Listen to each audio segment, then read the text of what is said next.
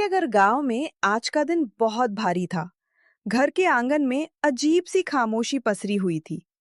आज तीनों भाई अपने पिता की संपत्ति का बंटवारा करने बैठे थे। एक तरफ बड़े भाई रुद्र बैठे थे, जिनकी आंखों में लालच साफ दिखाई दे रहा था। दूसरी तरफ मंझला भाई करण, जो हमेशा बड़े भाई की हाँ में हाँ मिलाता था। और सबसे किनारे बैठा था अर्जुन, भोला, सीधा और अपने भाइयों पर जान छिड़कने वाला। देखो भाइयों, पिताजी अब इस दुनिया में नहीं रहे।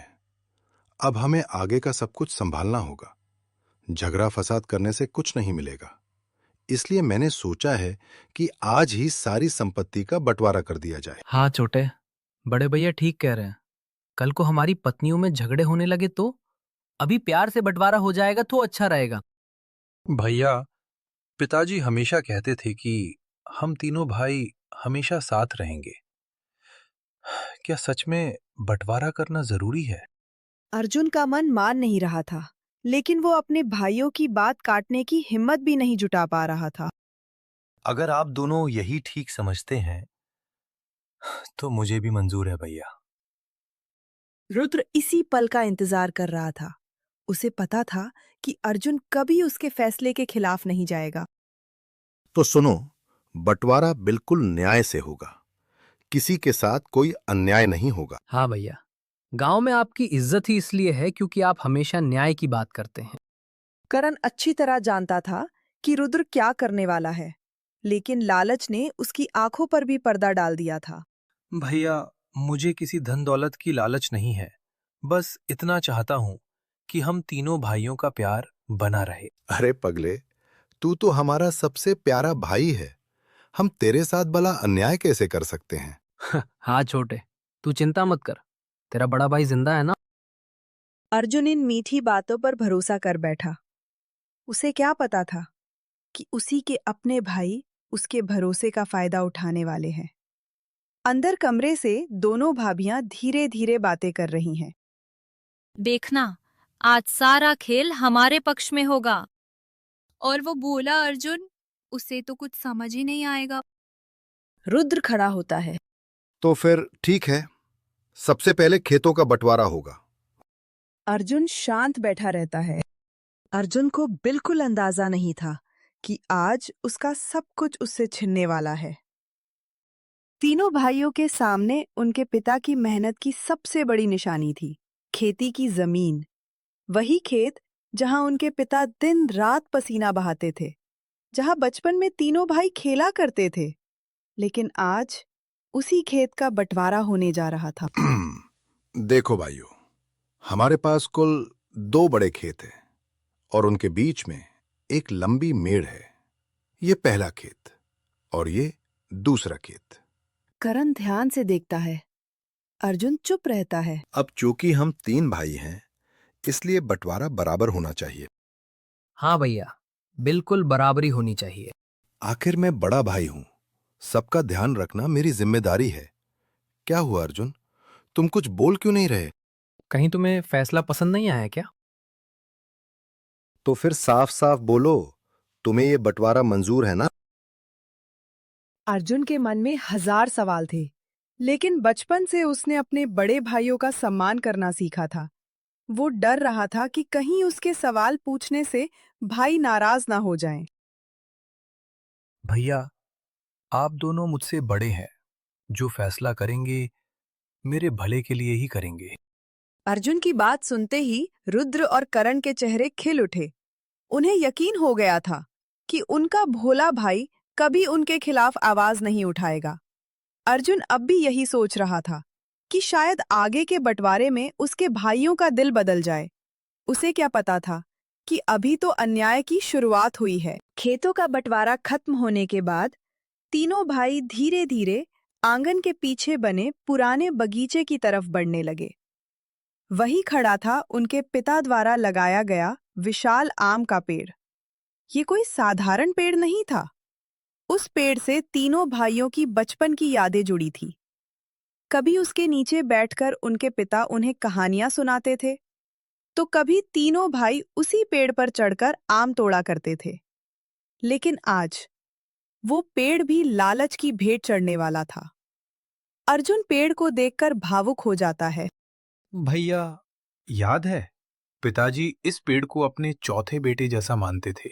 हाँ, और याद है बचपन में तुम पेड़ पर चढ़कर गिर गए थे? अर्जुन हल्का मुस्कुराता है। और फिर पिताजी ने मुझे पूरे दिन गोद में बैठा कर रखा था। कुछ पल के लिए माहौल भावुक हो गया, लेकिन रुद्र के मन में सिर्फ संपत्ति घूम रही थी। चलो पुरानी बातें छोड़ो, अब पेड़ का बंटवारा करना है। देखो, पेड़ की दो बड़ी डालियां हैं। पहली डाल मेरी होगी और दूसरी करण की। वाह भैया, इस दाल में तो सबसे ज्यादा आम लगे हैं। हाँ, इसलिए तो मैंने तुम्हें दी है। अर्जुन धीरे से पूछता है। और मेरा हिस्सा भैया? अरे हाँ, तुम्हारा हिस्सा तो सबसे मजबूत है। इस पेड़ की जड़ तुम्हारी होगी। ये सुनते ही अर्जुन की आंखें नम हो गई। उसे समझ आ चुका था कि उसके हिस्से में फिर से कुछ भी काम की चीज नहीं आई। अरे छोटे, जड़ सबसे जरूरी होती है। अगर जड़ नहीं होगी तो पेड़ भी नहीं रहेगा। बिल्कुल, देखा, हमने तुम्हें कितना महत्वपूर्ण हिस्सा दिया है। भैया, जड़ से मैं क्या करूंगा? क्यों? क्या तुम्हें हमारे फैसले पर भरोसा नहीं? छोटे, ज्यादा सवाल पूछना अच्छी बात नहीं होती। अर्जुन समझ गया था कि अगर उसने ज्यादा बात की तो दोनों भाई नाराज हो जाएंगे। नहीं भैया, मुझे आप लोगों पर पूरा भरोसा है।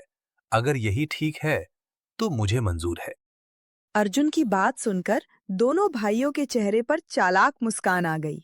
उन्हें अब पूरा यकीन हो गया था कि अर्जुन कभी अपने हक के लिए आवाज नहीं उठाएगा। अर्जुन उस पेड़ को देख रहा था जिसे उसके पिता ने अपने हाथों से लगाया था। उसे नहीं पता था कि एक दिन यही पेड़ उसके भाइयों के लालच का सबसे बड़ा सबूत बनेगा। खेतों और आम के पेड़ का बंटवारा हो चुका था। अब बारी थी उस घर की जहां तीनों भाइयों ने अपना पूरा बचपन बिताया था। वही घर जिसकी हर दीवार में उनके पिता की मेहनत बसी हुई थी, जहां उनकी माँ की यादें थीं, जहां त्योहार मनाए गए थे, जहां कभी हंसी गूंजती थी। लेकिन आज उसी घर का भी सौदा होने वाला था। तीनों भाई घर के सामने खड़े हैं। भैया, याद है पिताजी कहते थे कि ये घर हम तीनों भाइयों को हमेशा जोड़कर रखेगा। हाँ, और माँ रोज शाम को इसी आंगन में दिया जलाती थी। पुरानी बातें याद करने से कुछ नहीं होगा। अब समय आगे बढ़ने का है। इस घर में कुल 4 कमरे हैं और ऊपर खप्पर की बड़ी छत।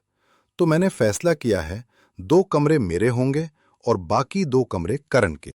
और मेरा हिस्सा भैया? तुम्हारा हिस्सा ऊपर की छत होगी। अब अर्जुन पूरी तरह समझ चुका था कि उसके साथ खुला अन्याय हो रहा है। उसकी आंखों में आंसू भर आए, लेकिन अपने भाइयों के सामने वो कुछ बोल नहीं पा रहा था। भैया, मैं और सावित्री कहाँ रहेंगे? सिर्फ छत पर कैसे रह सकते हैं? क्यों? छत भी तो घर का हिस्सा होती है। और फिर तुम्हें ज्यादा जरूरत भी क्या है? भैया, मैंने बचपन से आप दोनों को पिता समान माना है। अगर मुझसे कोई गलती हुई हो तो बता दीजिए, लेकिन मेरे साथ ऐसा मत कीजिए। लालच इंसान को पत्थर बना देता है। रुद्र के दिल पर अर्जुन की बातों का कोई असर नहीं हुआ। देखो अर्जुन, बंटवारा बराबर बराबर हो रहा है। अब अगर तुम्हें समझ नहीं आ रहा तो इसमें हमारी क्या गलती? अंदर कमरे में दोनों भाभियां धीरे हंसती है। देखा कैसे आसानी से सब कुछ हमारे नाम हो गया। और वो भोला अर्जुन अब भी भाई भाई कर रहा है। अर्जुन चाहकर भी कुछ नहीं कह पाया।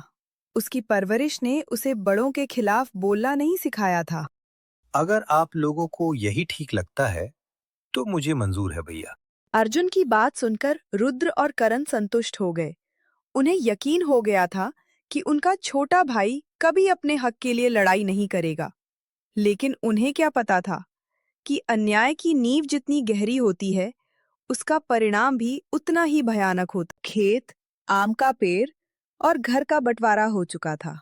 अर्जुन अंदर ही अंदर टूट चुका था, लेकिन उसे अब भी उम्मीद थी कि शायद पैसों के बंटवारे में उसके भाई थोड़ा न्याय करेंगे। उसे क्या पता था कि लालच अभी खत्म नहीं हुआ था। रुद्र एक घड़ा लाता है। इन नए सिक्कों में आधे मेरे, आधे करण के। और ये पुराने बेकार सिक्के अर्जुन के। छोटे भाई की किस्मत ही खराब है। जो मेरे भाग्य में लिखा है मैं स्वीकार करता हूं। अर्जुन की आंखों में आंसू थे, लेकिन आवाज बिल्कुल शांत थी। उसे अब समझ आ चुका था कि उसके भाइयों के दिल में उसके लिए प्यार नहीं, सिर्फ लालच बचा है। संपत्ति का बंटवारा खत्म हो चुका था। रुद्र और करण अपने हिस्से पाकर खुश थे, लेकिन अर्जुन के दिल में अजीब सी बेचैनी थी। उसे क्या पता था कि अब उसके जीवन का सबसे दर्दनाक पल आने वाला है। अरे अर्जुन, बंटवारा हो चुका है। अब इस घर में रहने का हक सिर्फ हमारा है। सामान लेकर बाहर निकलो। अरे छोटे, अब इस घर में रहने का हक सिर्फ हमारा है। लेकिन भैया, मैं और सावित्री कहाँ जाएंगे? भैया, अगर मुझसे कोई गलती हुई हो तो मुझे सजा दे दीजिए, लेकिन हमें घर से मत निकालिए। उस रात अर्जुन को पहली बार एहसास हुआ कि कभी-कभी अपने ही सबसे बड़े पराये बन जाते हैं। उस रात अर्जुन और उसकी पत्नी सावित्री गांव के तालाब किनारे एक छोटी सी झोपड़ी में रहने लगे। तुम्हारी अच्छाई ने हमें सड़क पर ला दिया।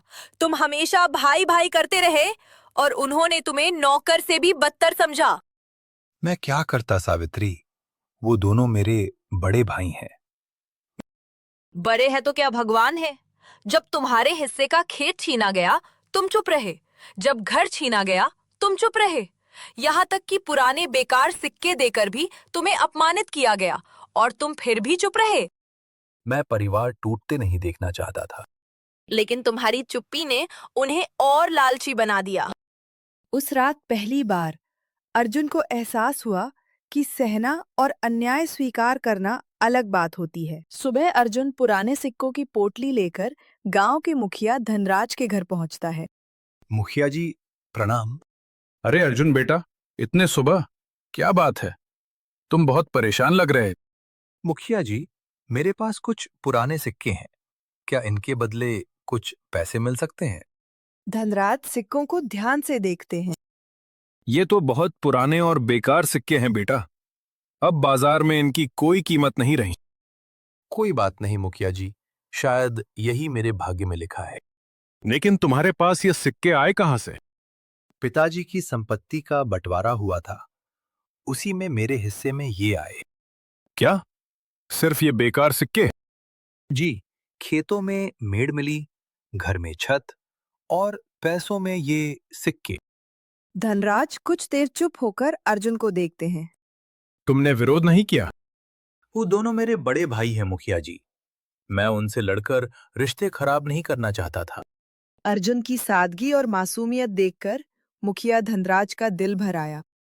बेटा, दुनिया में अच्छे लोगों की सबसे बड़ी कमजोरी यही होती है कि वो हर किसी को अपने जैसा समझ लेते हैं। मैं बस मेहनत करके अपना पेट पालना चाहता हूँ मुखिया जी। अगर तुम्हें मंजूर हो तो तुम और तुम्हारी पत्नी मेरे खेतों में काम कर सकते हो। आपने आज सहारा देकर बहुत बड़ा एहसान किया है। इसे एहसान मत समझो बेटा, इसे इंसानियत कहते हैं। उस दिन पहली बार अर्जुन को लगा कि दुनिया में अभी भी अच्छे लोग बाकी हैं। पूरा दिन खेतों में मेहनत करने के बाद अर्जुन और सावित्री अपनी छोटी सी झोपड़ी में लौट आए। लेकिन सावित्री के मन में अब भी अपने पति के साथ हुए अन्याय की आग जल रही थी। लो सावित्री, आज मुखिया जी ने थोड़ा अनाज भी दिया है, कल से सब ठीक हो जाएगा। ठीक? क्या सच में तुम्हें लगता है सब ठीक है? कम से कम मेहनत करके खाना तो मिल रहा है।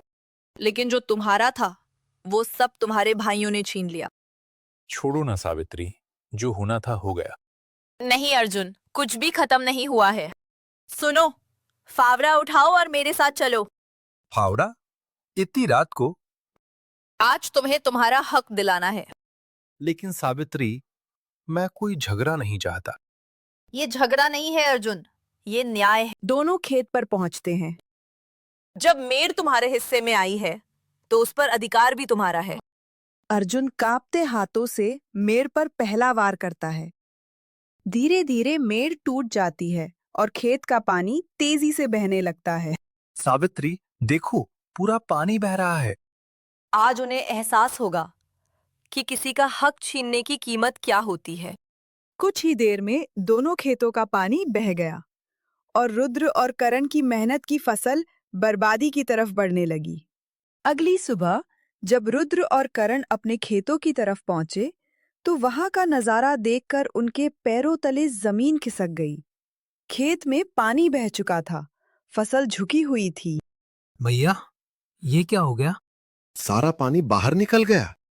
हमारी आधी फसल बर्बाद हो गई। कल तक तो सब ठीक था, फिर अचानक ऐसा कैसे हो गया? ये मेर किसने तोड़ी? जरूर अर्जुन ने किया है। मैंने पहले ही कहा था, उसे इतना भी मत छोड़ो कि वो सिर उठाने लगे। दोनों भाई गुस्से से लाल हो जाते हैं। पहली बार रुद्र और करण को एहसास हुआ कि उनकी लालच भरी चाल अब उन्हीं पर भारी पड़ने लगी है। मेड़ टूटने के बाद रुद्र और करण का काफी नुकसान हो चुका था, लेकिन फिर भी उनके व्यवहार में कोई बदलाव नहीं आया। उधर सावित्री समझ चुकी थी कि लालची इंसान को सबक सिखाना जरूरी है। अर्जुन, अभी एक काम और बाकी है। अब क्या करने जा रही हो सावित्री? जो हुआ क्या वो काफी नहीं है? नहीं, उन्हें अभी भी अपने गलत फैसले का एहसास नहीं हुआ। आज उसी बंटवारे का दूसरा हिस्सा पूरा होगा। दोनों कुल्हाड़ी लेकर आम के पेड़ के पास। बताओ, इस पेड़ की जड़ किसके हिस्से में आई थी? हमारे। तो अगर जड़ हमारी है तो फैसला भी हमारा होगा। जिस दिन तुम्हारा हक छीना गया था उस दिन क्या बचा था? इसलिए तो फिर काट दो। अर्जुन कुछ पल तक पेड़ को देखता रहा, फिर उसने भारी मन से कुल्हाड़ी उठाई और काटना शुरू किया। कुछ ही देर में वो विशाल आम का पेड़ जोरदार आवाज के साथ जमीन पर गिर पड़ा। रुद्र और करण दौड़कर पेड़ के पास आते हैं। अर्जुन और सावित्री को दोनों भाई पकड़ लेते हैं। अच्छा तो तू है अर्जुन, तू हमसे बदला ले रहा है। आज तो तेरा खैर नहीं, तुझे तो इसकी सजा जरूर मिलेगी। ये तो हमारे हिस्सा है, इससे हम रखे या काटे इससे आपको क्या मतलब? अरे रुको भैया, हम इन दोनों को राजा के पास ले चलते हैं और इनको कोड़े की मार वाला सजा दिलवाते हैं। हाँ, बिल्कुल ठीक कहा करण तुमने। अर्जुन और सावित्री को दोनों भाई रात भर कमरे में बांध कर रखते हैं। जैसे ही सुबह होती है, उन दोनों को राजा के पास लेकर जाता है। कौन है जिसने राज दरबार में शिकायत की है? महाराज, मेरे छोटे भाई अर्जुन और उसकी पत्नी ने हमारा सब कुछ बर्बाद कर दिए। इन्होंने पहले खेत की मेड़ तोड़ी, जिससे हमारी फसल बर्बाद हो गई। और फिर रात में हमारा आम का पेड़ काट डाला। क्या ये सच है अर्जुन? जी महाराज, पेड़ हमने ही काटा है। अर्जुन, अब तुम पूरी सच्चाई बताओ, डरो मत। महाराज की आवाज में कठोरता कम और न्याय ज्यादा था। अर्जुन धीरे धीरे सारी बात बताना शुरू करता है। महाराज, पिताजी के जाने के बाद संपत्ति का बंटवारा हुआ था। एक खेत रुद्र भैया को मिला, एक करण भैया को, और खेत की मेड़ मुझे। घर के कमरे उन्हें मिले और छत मुझे। पेड़ की डालियां उन्हें मिली और जड़ मुझे। और पैसों में मुझे सिर्फ पुराने बेकार सिक्के दिए गए।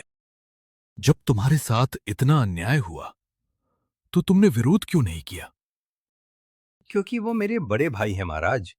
मैं रिश्तों को टूटते नहीं देखना चाहता था।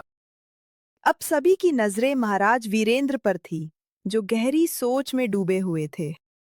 अन्याय जब रिश्तों के नाम पर किया जाए तो उसका पाप और भी बड़ा हो जाता है। रुद्र और करण, तुम दोनों ने लालच में अपने ही भाई का अधिकार छीना। याद रखो, जिस बंटवारे में इंसाफ ना हो वो बंटवारा नहीं, पाप होता है। आज से सारी संपत्ति 3 बराबर हिस्सों में बांटी जाएगी और अर्जुन, तुम्हें तुम्हारा सम्मान वापस दिया जाता है।